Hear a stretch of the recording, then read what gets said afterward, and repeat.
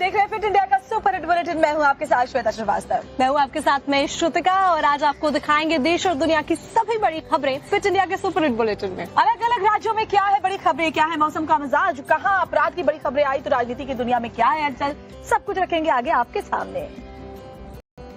Bulletin की शुरुआत करते हैं बड़ी खबर के साथ में। कश्मीर से लेकर कन्याकुमारी तक बारिश का अलर्ट जारी है। मूसलाधार बारिश अलग अलग राज्यों में हो रही है, जिसकी वजह से लोगों को काफी दिक्कतों का सामना करना पड़ रहा है। तो मौसम की मार इन राज्यों के लोग झेलने को मजबूर है और मौसम विभाग की माने तो आने वाले कुछ दिन भी ऐसे ही रह सकते हैं। अभी भी राहत मिलने के आसार नहीं है। भारी बारिश की चेतावनी जारी करी गई है। आज भी देश के कई राज्यों में तेज बारिश का अलर्ट है। दिल्ली एनसीआर हो, उत्तर प्रदेश हो, मध्य प्रदेश हो और साथ ही हो राजस्थान, बारिश का अलर्ट इन राज्यों के लिए जारी किया गया है। वहीं गुजरात, हिमाचल में भी बारिश से हालात बेकाबू हो चले हैं।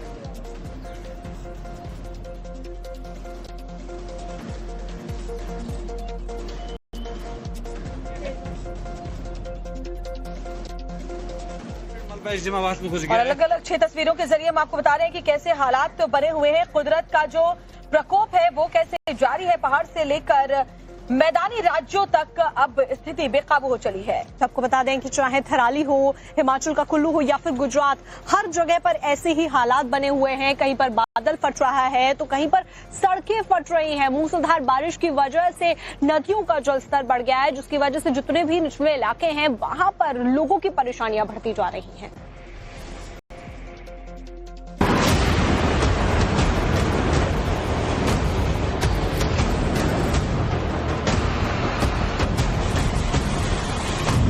कुदरत का प्रहार, आफत मूसलाधार, सैलाबी सितम के आगे जिंदगी लाचार, खतरे का सायरन, जारी तबाही की मार, जल का जलजला, बारिश से जार जार। कहते हैं न कि कुदरत जब अपना रौद्र रूप दिखाता है तो विज्ञान किताबों तक सिमट जाता है। आसमानी आफत ने ऐसा रूप दिखाया कि हिंदुस्तान के ज्यादातर हिस्से में तबाही का नजारा नजर आ रहा है। कश्मीर से लेकर कन्याकुमारी तक कुदरत का क्रोध दिखाई दे रहा है। अगस्त का महीना अपने आखिरी पड़ाव पर है, लेकिन आसमान से आफत बरसती जा रही है। ऐसा लगता है कि अभी कुछ दिनों तक राहत नहीं मिलने वाली है। जो तस्वीरें हमारे सामने आई हैं वो तबाही की कहानी को बयां करने के लिए काफी हैं। 3 तस्वीरों में आपको समझ आ रहा होगा कि तबाही का मंजर कैसा रहा होगा। अब राहत और बचाव कार्य चल रहा है। उत्तराखंड के थराली में आई तबाही और उत्तरकाशी की तस्वीर ये बताने के लिए काफी है। कुदरत की मार से इंसान परेशान है, लोग जूझ रहे हैं, जद्दोजहद कर रहे हैं। कुल्लू में भी रास्ता टूट जाने के बाद लोगों को आने जाने में दिक्कत हो रही है। तस्वीरों को देखिए कैसे कारों का रेस्क्यू करके निकाला जा रहा है। कुदरती आफत की ऐसी ही तस्वीरें के अलग अलग हिस्सों से देखने को मिल रही हैं। राजस्थान के बूंदी में भी लगातार बारिश से हालात कंट्रोल से बाहर हो गए हैं। इस वक्त जिस पानी में मैं उतरा हुआ हूँ ये कोई तालाब का दृश्य नहीं है, ये स्विमिंग पूल नहीं है, ये कोई बांध भी नहीं है, बल्कि ये बूंदी जिले के कापरेन का राजकीय सामुदायिक स्वास्थ्य केंद्र है, जहाँ का हाल आप देखेंगे कि पूरा सीएचसी जलमग्न हो गया है। आलम यह है कि चैनल गेट के बाहर जो सामान था जो कि सीएचसी में रखा गया था, चाहे वो दवाइयां हो और अन्य चिकित्सक उपकरण हो, सब बहकर बाहर आ गए हैं। तो वहीं एम्बुलेंस के डूबने के हालात आप देख सकते हैं कि कितना पानी यहाँ पर इस पूरे सीएचसी में भरा हुआ है। जूनागढ़ में अधिक बारिश की वजह से दामोदर कुंड में तेज बहाव आ गया था। अचानक आई बाढ़ से अफरा तफरी मच गई। देख सकते हैं कि सैलाब की तस्वीरें किसी को भी डरा सकती हैं। एमपी के खंडवा जिले का भी बारिश से बुरा हाल है। जल भराव की वजह से जिंदगी आफत में है। लोगों को एक जगह से दूसरी जगह तक जाने में जान जोखिम में डालकर जाना पड़ रहा है। इसी दौरान एक युवक बाइक समेत तेज बहाव में बह जाता है। यूपी के अयोध्या में भी सरयू नदी उफान पर है। निचले इलाकों को खाली करा दिया गया है। तस्वीरों में आप देख सकते हैं कि कैसे सरयू नदी ने विकराल रूप धारण कर लिया है। अगस्त का महीना खत्म होने वाला है, लेकिन आफत कम नहीं हो रही है। बारिश और बाढ़ से हालात बेकाबू हैं। अभी आने वाले कुछ दिन और खतरनाक हैं, जो आफत लेकर आएंगे। उत्तराखंड में आसमानी आफत थमने का नाम नहीं ले रही है। थराली के बाद अब थराली में भी जब बादल फटा तो तबाही का मंजर साफ नजर आया। तस्वीरें बहुत ज्यादा डराने वाली हैं। बादल फटने की जो तस्वीरें आई हैं उन्हें देखकर दिल में खौफ आ जाता है कि कितना ज्यादा तबाही पहाड़ी राज्यों में मच रही है। आप देखिए, चमोली के ऊपरी इलाकों में देर रात से ही भारी बारिश का दौर जारी था। तभी रात के करीब 1:30 बजे सगवाड़ा गांव में बादल फटा, जिसके बाद पहाड़ों से बड़े बड़े बोल्डर लाखों टन गाद के साथ नीचे बसे गांव पर आफत बनकर बरसने लगे। सबगोड़ा गांव के आसपास बादल फटने से पूरा मलबा तहसील मुख्यालय की तरफ को आया और राड़ीबेगढ़ सहित आसपास के क्षेत्रों में भारी तबाही, कई गाड़ियां डूबी। सबगोड़ा में एक 20 साल के लड़की के दबने की सूचना है। बादल फटने के बाद आए सैलाब में कई गांव भी आ गए। करीब 10 से 12 घर और कई दुकानें तबाह हो गई। एक 20 साल की लड़की और बुजुर्ग के लापता होने की भी सूचना है। हालात ये हो गए कि एसडीएम आवास भी पानी हो गया। पूरा एसडीएम आवास है और एसडीएम आवास में पूरा चारों ओर से मलबा भर गया है और पीछे साइड दीवार टूट गई है और पूरा मलबे से पट गया है।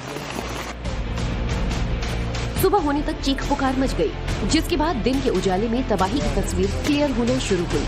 गांव में तबाही का मंजर था तो जो लोग जिंदा बच गए थे वो भगवान को याद कर रहे थे। देखिए, सैलाब में चिपलो गांव का पूरा बाजार कैसे तबाह हो गया। बादल फटने के बाद रात में ही लोगों ने रेस्क्यू भी शुरू कर दिया था। लोग अपने घरों से निकल आए और हताहतों को बचाने में जुट गए। चमोली के हालात पर सीएम पुष्कर सिंह धामी भी नजर बनाए हुए हैं। वहीं जिला प्रशासन ने सेना से मदद मांगी है, जिसके बाद सेना ने मोर्चा संभाल लिया। रुद्रप्रयाग से इन्फेंट्री बटालियन के करीब 50 जवान रेस्क्यू ऑपरेशन में जुटे रहे। जोशीमठ से एक मेडिकल टीम पहुंचती है, जबकि सर्च एंड रेस्क्यू डॉग्स और ड्रोन भी मौके पर पहुंचाए गए। गुजरात में जाता हुआ मानसून आफत बन गया है। हर तरफ मानो सड़कों पर समंदर आ चुका है। पोरबंदर से जो तस्वीरें सामने आ रही हैं तो और ज्यादा डराने वाली हैं। और हमारी जो टीम है वो ग्राउंड जीरो पर गुजरात में मौजूद है। हमारी सहयोगी श्वेता भट्टाचार्य अलग अलग इलाकों में जा रही हैं और वहां से जो तस्वीरें आप तक पहुंचाने के लिए वो ग्राउंड जीरो पर खुद मौजूद है, वो बहुत ही हैरान करने वाली है। देखिए आपकी। पोरबंदर में ऊपरी इलाकों से पानी आने के बाद माधवपुर में वाटर बम जैसी स्थिति बन गई। मधुबंती नदी दोनों किनारों को तोड़ते हुए शहर की तरफ बढ़ रही है, जिसके बाद पूरा शहर पानी पानी नजर आ रहा है। पोरबंदर में इतना पानी आ गया कि मोचा और कड़च के बीच मानो नदी बहने लगी हो। इसी सैलाब में 3 दिन पहले एक टैंकर भी डूबा था, लेकिन पानी इतना ज्यादा था कि इसे निकाला भी नहीं जा सका। आज जब टैंकर को पानी से निकाला गया तो देखिए क्या हाल था। पोरबंदर में कुछ दिनों पहले आपने देखा होगा वो तस्वीर भी, जब एक दूध का टैंकर जो है मोचा से कड़च जो मार्ग जुड़ता है उस पर पलट गया था। आफत की इस घड़ी में एनडीआरएफ की टीम पूरी मुस्तैदी से लोगों की जान बचाने में जुटी हुई है, लेकिन उनके लिए भी मुसीबत कम नहीं है। खेतों में बह रहे पानी में रास्ता तलाशना इतना आसान भी नहीं है। गठबंधन के जो उम्मीदवार हैं बी सुदर्शन रेड्डी, उनकी तरफ से एक बड़ा बयान आया है। उन्होंने कहा है कि सलवा जुलूम का जो फैसला था वो मेरा खुद का नहीं था, मैंने केवल लिखा था। दरअसल केंद्रीय गृह मंत्री अमित शाह ने कल ये बात कही थी कि जो विपक्षी कैंडिडेट है वो नक्सलियों के समर्थक है और उसी का जवाब देते हुए सलवा जुलूम के फैसले को अपना नहीं बताया है उन्होंने। तो ये बड़ी खबर हम आपको बता रहे हैं, जिसमें सुप्रीम कोर्ट का था, मैंने केवल आदेश लिखा था। इंडिया अलायंस के उम्मीदवार बी सुदर्शन रेड्डी ने नवभारत से एक्सक्लूसिव बातचीत में अमित शाह के सलवा जुलूम वाले आरोप पर जवाब देते हुए कहा कि ये उनका व्यक्तिगत फैसला नहीं था, सुप्रीम कोर्ट का फैसला था, उन्होंने केवल आदेश को लिखा था।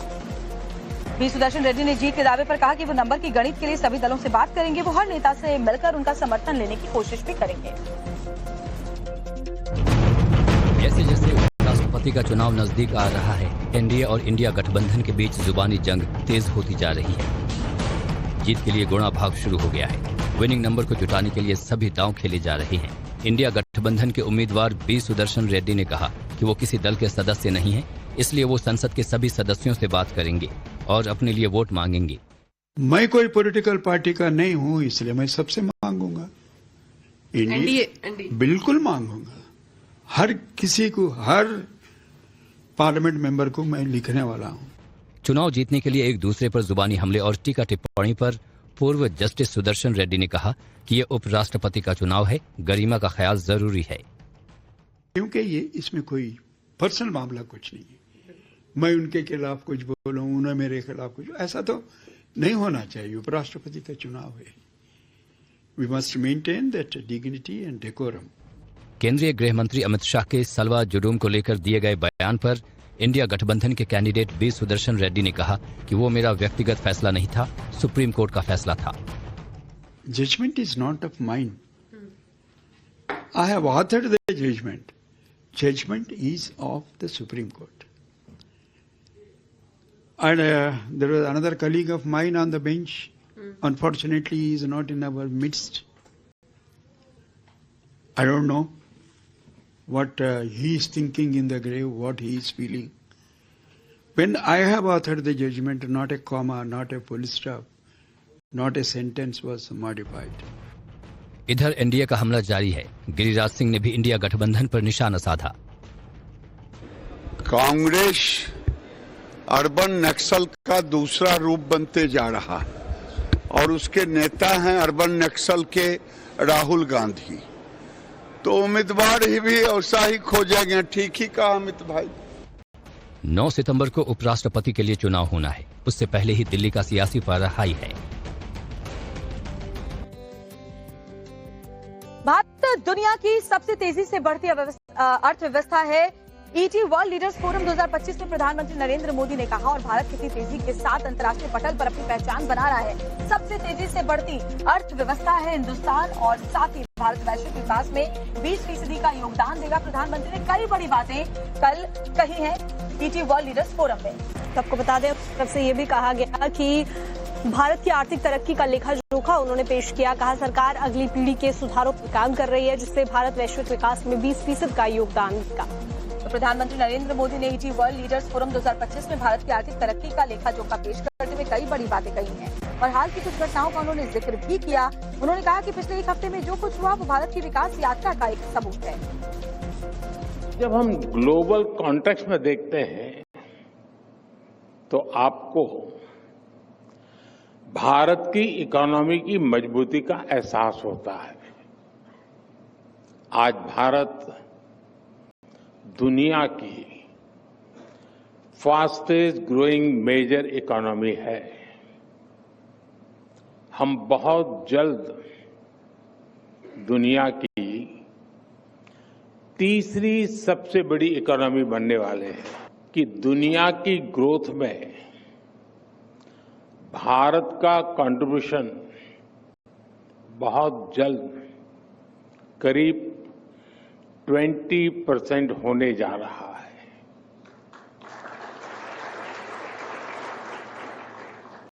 ये ग्रोथ, ये रेजिलियंस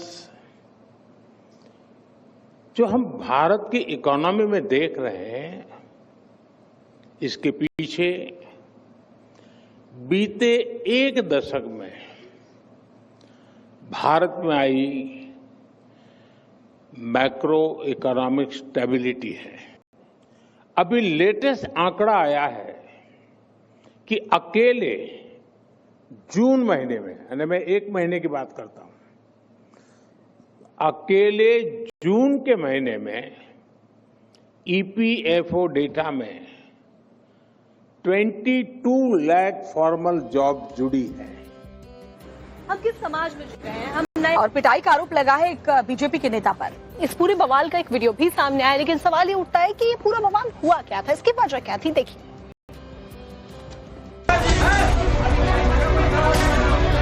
बिजली विभाग के दफ्तर में बवाल, सुपरिटेंडेंट इंजीनियर की पिटाई, बीजेपी नेता ने काटा हंगामा, बवाल और मारपीट की ये तस्वीरें यूपी के बलिया बिजली विभाग के दफ्तर की हैं। हंगामा करने वाला ये शख्स बीजेपी नेता मुन्ना बहादुर सिंह बताया जा रहा है। आरोप है कि करीब 20 से 25 लोगों के साथ सुपरिटेंडेंट इंजीनियर लाल सिंह के दफ्तर में घुसा, उनके ऊपर जानलेवा हमला कर दिया। 20-25 लोग आए और बिना कोई कारणवश चिल्लाने लगे, जिसमें कि मुन्ना बहादुर सिंह सागरपाली निवासी मेरे ऊपर जानलेवा हमला किया और लात घूंसे से पिटाई की और ऑफिस के पेपर फाड़ने की कोशिश की। जो भी यहाँ पे सामान रखा था उसको नीचे फेंक दिया। मुन्ना सिंह पर बिजली दफ्तर में तोड़फोड़ का भी आरोप है। तो वहीं बीजेपी नेता मुन्ना सिंह का आरोप है कि वो 17 साल से चल रही बिजली की परेशानी को लेकर लेटर देने गए थे, लेकिन उनके साथ अभद्र बर्ताव किया गया। बंद कमरे में हम लोग उनके कार्यालय में गए तो भाषा का प्रयोग उल्टा कर रहे हैं। कौन कर रहा था भाषा का प्रयोग? वो ब्रजेशी साहब। अच्छा, कह रहे हैं दिमाग खराब है तुम्हारा, नेता बनते हो। हम लोग कहते नेता नहीं बनते हैं सर। अब क्या करते, चुप रहो। भाषा तो आपको नहीं समझ आ रहा है। पुलिस नहीं ना है, पुलिस के लिए अलाउ है। तब क्या हुआ? फिर उसके बाद अब क्या हो सकता है आप समझ ही सकते हैं। तो वहीं मामले को लेकर सुपरिटेंडेंट इंजीनियर की शिकायत पर पुलिस ने केस दर्ज कर दिया है। इस संबंध में प्राप्त तहरीर के आधार पर संबंधित कोतवाली थाने में उचित धाराओं में अभियोग पंजीकृत करने के साथ ही आवश्यक वैधानिक कार्रवाई की जा रही है और अभियुक्तों की गिरफ्तारी के लिए टीमें लगा दी गई हैं। मुन्ना बहादुर और उनके समर्थकों पर सरकारी काम में अड़चन डालने और मारपीट को लेकर केस दर्ज किया गया है, तो साथ ही गिरफ्तारी को लेकर टीमें लगा दी गई हैं।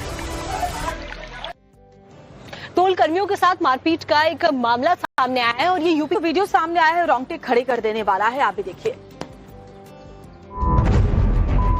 महज 8 सेकंड और पूरी बिल्डिंग धड़ाम। मूसलाधार बारिश के दौरान हादसे का ये वीडियो मध्य प्रदेश के छतरपुर से सामने आया है, जहां करीब 200 साल पुरानी रियासतकालीन बिल्डिंग देखते ही देखते चंद सेकंड में धराशायी हो गई। गनीमत रही कि हादसा ऐसे वक्त पर हुआ जब बिल्डिंग में कोई मौजूद नहीं था, जिससे एक बड़ा हादसा टल गया।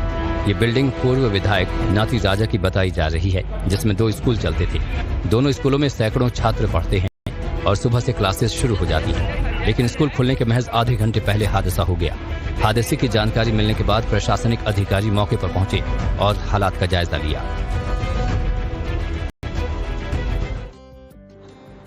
और एक बड़ी खबर आपको देश की राजधानी दिल्ली से बताते हैं। दिल्ली के बवाना इलाके में चाकूबाजी हुई है।